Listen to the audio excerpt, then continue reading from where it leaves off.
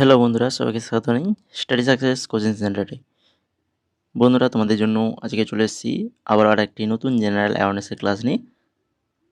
আজকেও রেগুলারের মতো দুটো শিফট আলোচনা করব, যেটার এক্সাম হয়েছিল 13/7/2022-এর ফার্স্ট এবং সেকেন্ড শিফট এসএসসি এমটিএসের যে এক্সামটা হয়েছিল, সেই এক্সামের 25-50 জিকে এবং জিএসের প্রশ্নপত্র নিয়ে আলোচনা করব। এটা আমাদের আজকের ক্লাস নম্বর 10 নম্বর ক্লাস চলছে।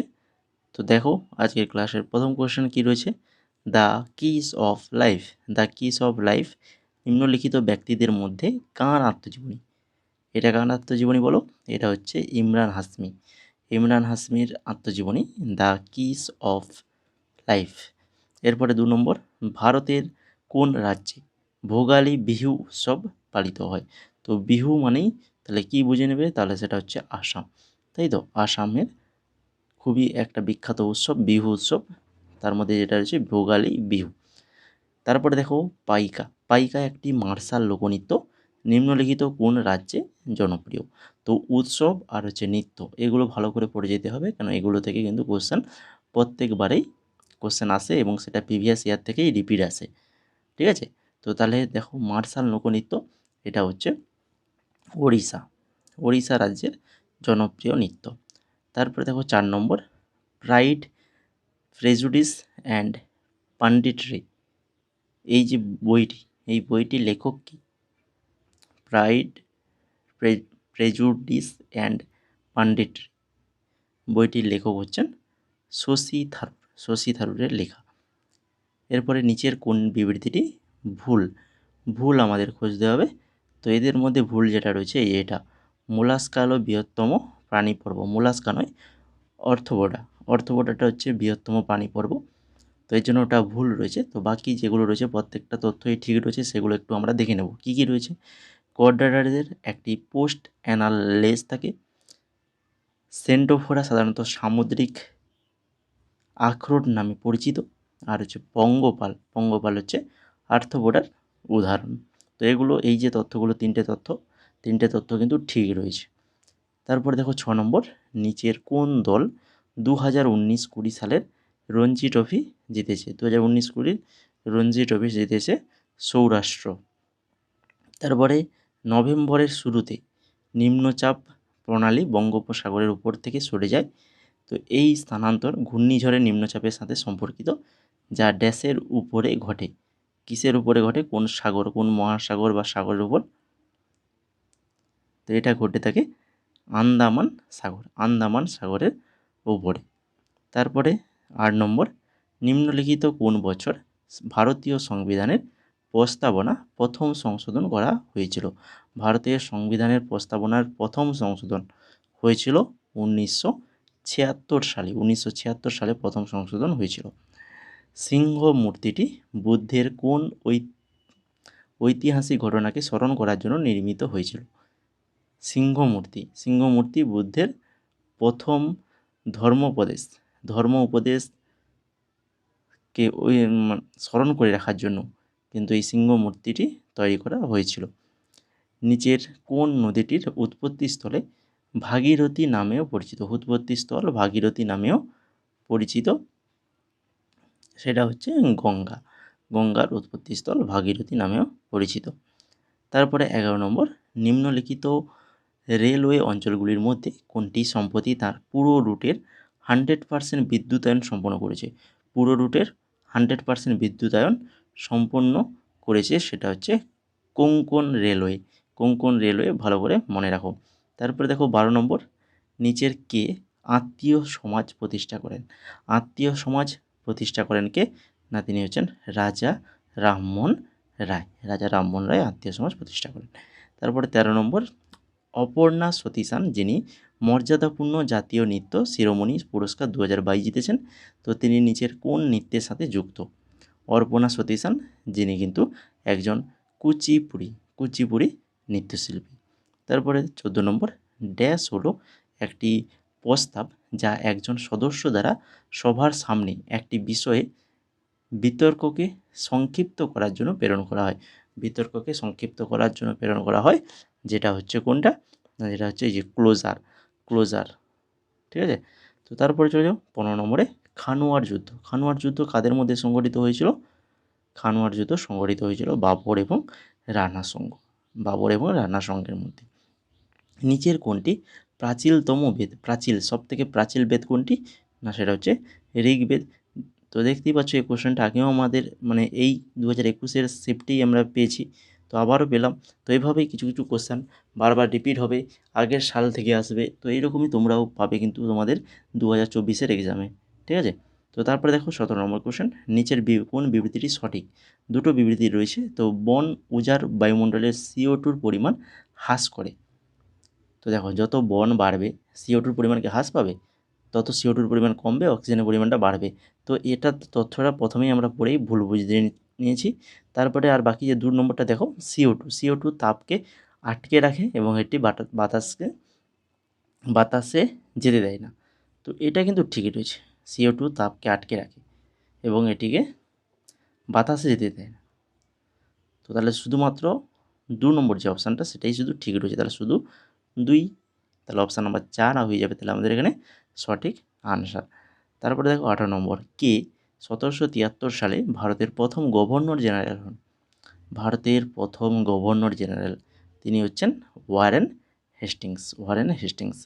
তারপরে নিচের কোনটি কৃষির জন্য প্রাতিষ্ঠানিক ফ্যাক্টর নয় জিজ্ঞেস করছে?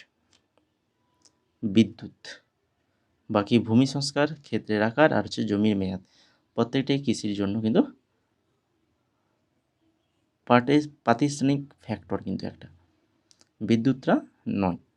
তারপরে দেখো 20 নম্বর, 2011 সালের আদমশুমারি অনুসারে ভারতের নিচের কোন রাজ্যের জনসংখ্যা সবচেয়ে কম? কোন রাজ্যের জনসংখ্যা সবচেয়ে কম? সেটা হচ্ছে অপশান নাম্বার 1 সিকিম। সিকিমের জনসংখ্যা সবচেয়ে কম। পণ্ডিত রামনারায়ণ কোন বাদ্যযন্ত্রের সাথে যুক্ত ছিলেন? রামনারায়ণ যিনি একজন সারেঙ্গি বাদ্যযন্ত্রের সাথে যুক্ত।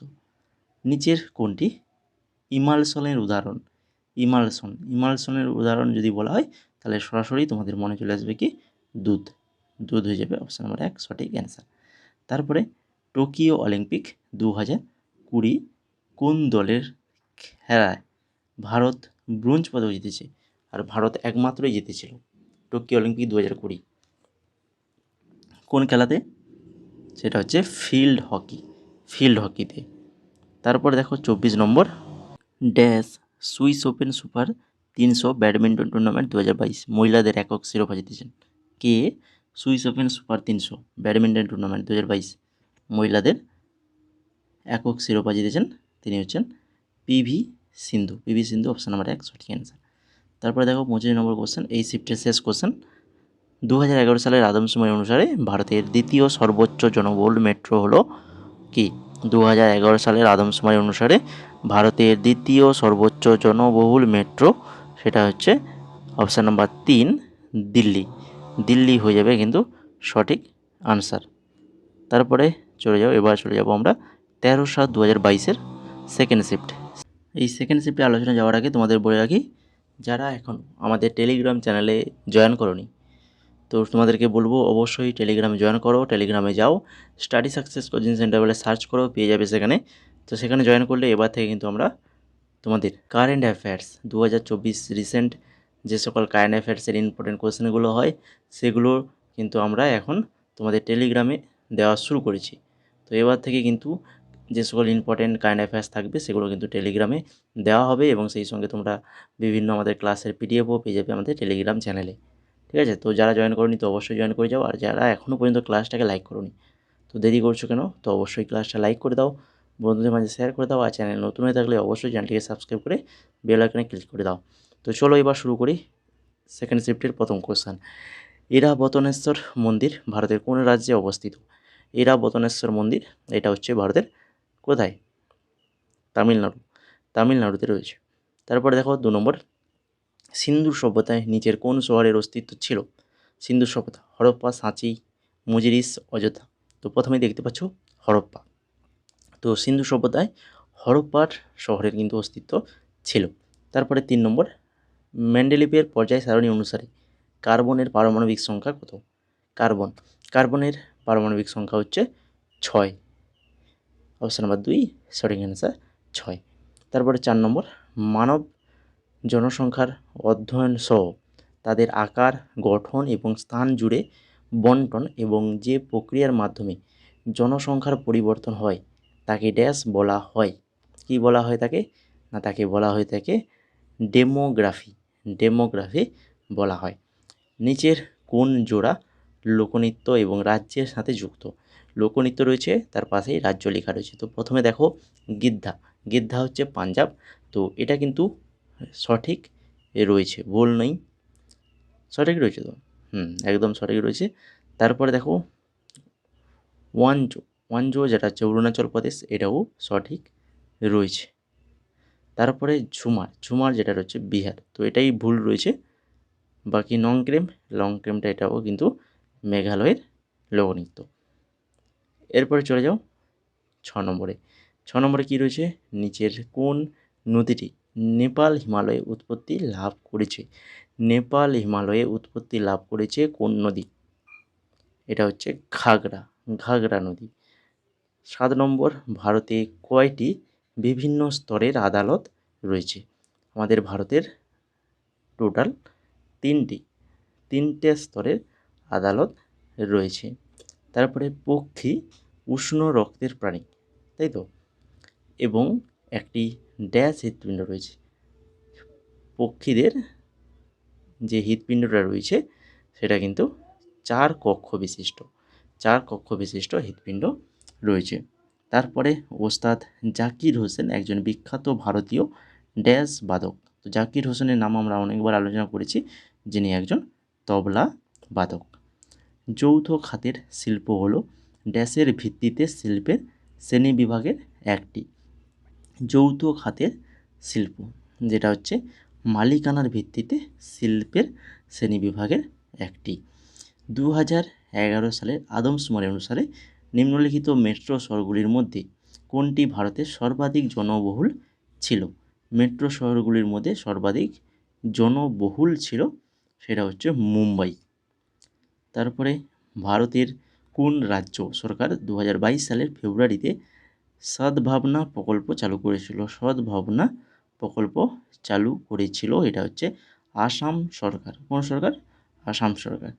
তারপরে টিপু সুলতান তার রাজধানী সেরিঙ্গাপট্টমকে রক্ষা করতে গিয়ে কোন সালে মারা যান? সেরিঙ্গাপট্টমকে রক্ষা করতে গিয়ে টিপু সুলতান মারা গিয়েছিল কবে? না হচ্ছে 1799 সালে। ভারতের কেন্দ্রীয় বাজেট 2022-এ ডিজিটাল সম্পদ ক্রিপ্টোকারেন্সি স্থানান্তরের উপর কত শতাংশ ট্যাক্স ধার্য করা হয়েছে? ক্রিপ্টোকারেন্সি স্থানান্তরের উপর 30% ট্যাক্স কিন্তু ধার্য করা হয়েছে। অজিত কুমার ডোভাল ভারতের প্রধানমন্ত্রী পঞ্চম এবং বর্তমান ড্যাশ। অজিত কুমার ডোভাল ভারতের প্রধানমন্ত্রীর পঞ্চম এবং বর্তমান জাতীয় নিরাপত্তা উপদেষ্টা।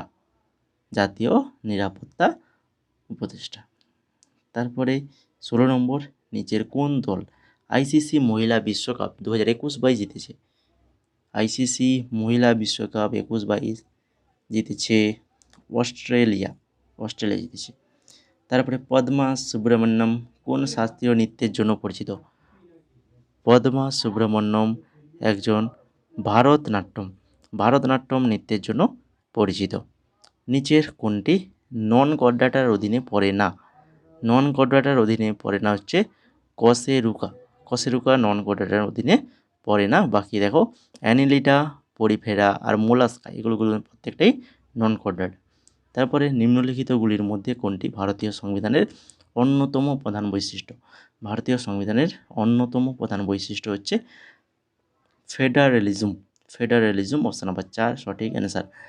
তারপরে 20 নম্বর কোশ্চেন, ড্যাশ দাদোবা পান্ডুরঙ্গ এবং তার ভাই আত্মারাম পান্ডুরঙ্গ 1863 সালে যখন কেশবচন্দ্র সেন মহারাষ্ট্র সফর করেছিলেন তখন লোকেদেরকে এক ঈশ্বরের বিশ্বাস করতে এবং শুধুমাত্র এক ঈশ্বরের উপাসনা করার লক্ষ্যে প্রতিষ্ঠা করেছিল? বলো। দাদারাম পাণ্ডুরঙ্গ আর তার ভাই আত্মারাম পাণ্ডুরঙ্গ। নাম বললেই তাহলে কী হয়ে যাবে? প্রার্থনা সমাজ, তাই তো।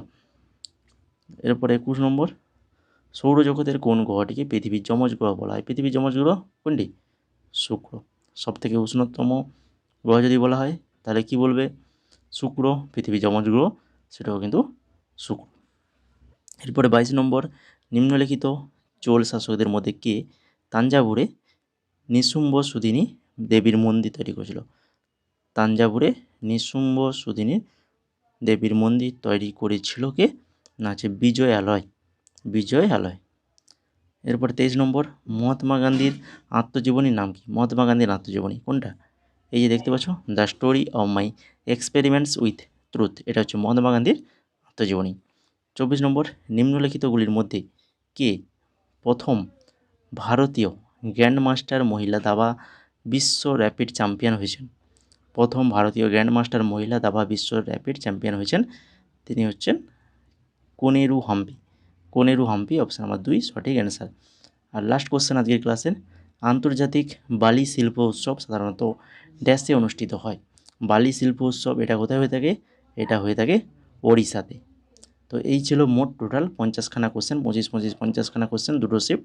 তো এইভাবেই কিন্তু আমরা আলোচনা করব রেগুলার। তো যারা এখনও ক্লাসটাকে লাইক করোনি তো অবশ্যই বলবো ক্লাসটাকে লাইক করে দাও, বন্ধুদের মাঝে শেয়ার করে দাও, এবং সেই সঙ্গে চ্যানেল নতুন হয়ে থাকলে অবশ্যই চ্যানেলটিকে সাবস্ক্রাইব করে বেল আইকনে ক্লিক করে দাও এই ধরনের গুরুত্বপূর্ণ ক্লাস পাওয়ার জন্য। এবং সেই সঙ্গে আমাদের টেলিগ্রাম চ্যানেলে যুক্ত হয়ে যাও। যুক্ত হয়ে গেলে কিন্তু তোমরা ওখানে ক্লাসের পিডিএফ পেয়ে যাবে, এবং সেই সঙ্গে আমরা এখন রিসেন্ট যে তোমাদের কারেন্ট অ্যাফেয়ার্সগুলো, ইম্পর্টেন্ট যে সকল কারেন্ট অ্যাফেয়ার্স হয় সেই সকল কোশ্চেন অ্যান্সার কিন্তু দিচ্ছি আমরা টেলিগ্রামে। তো জয়েন করো, জয়েন করে সেগুলো সংগ্রহ করো।